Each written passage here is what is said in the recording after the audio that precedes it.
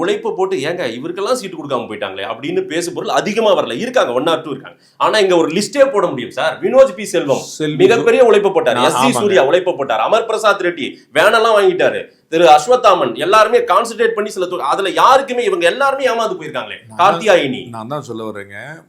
நீங்க சொல்லாத பேர்ல வந்து ஏபி முருகானந்தம் இருக்கிறாரு, பொன்னாரன் இருக்கிறாரு, KT ராகவன் இருக்கிறாரு, நாராயண திருப்பதி இருக்கிறாரு, இன்னும் பல தலைவர்கள் இருக்கிறாங்கன்னு சொல்றேன். இல்லைன்னு சொல்லி பிஜேபி வந்து குறைஞ்சபட்சம் 50-60 தொகுதியில சொந்தமா கேண்டிடேட் நிப்பாட்டுற கட்சி வலுவா கட்சி இருக்கு.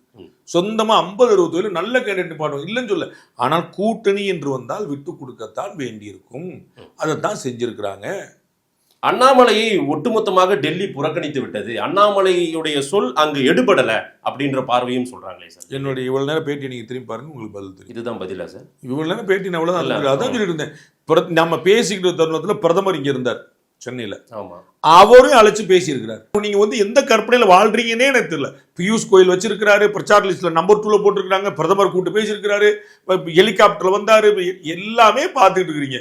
சொல் எடுபடவில்லையோ, பேசவில்லையோ, கேட்க இது எனக்கு ஒன்றும் புரியவே இல்லை. எங்களுக்கு பாவம், நீங்க எவ்வளவு கஷ்டப்படுவீங்க, எவ்வளவு முன்னாடி உங்களுடைய விசுவாசத்தை நான் வியக்கிறேன். அமித்ஷாவுடைய வேகம் ஒரு வருஷத்துக்கு முன்னாடி வந்து கூட்டணி வச்சது கடைசியில அண்ணாமலையில் வந்து முடிந்திருக்கின்ற ஒரு பார்வையும் சொல்றாங்க.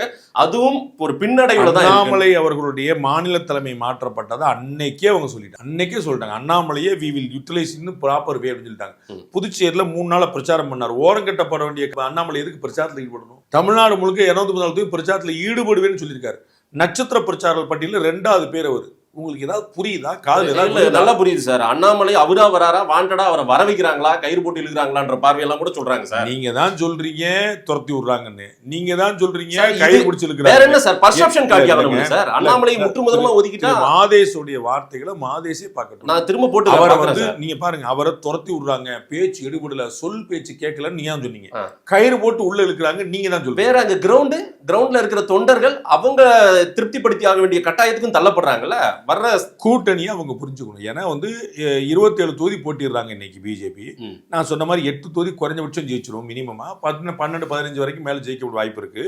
தனியானுன்னா அவளை ஜெயிப்பாங்களான்னு பார்க்கணும். அவ்வளவுதான். அப்ப நமக்கு வந்து நம்ம வளரணும்ல, கட்சின்னு வளரணும்ல. எல்லாரும் ஆனானப்பட்ட திமுக 23 கட்சி 28 கட்சின்னு கூட்டணி அமைக்குது.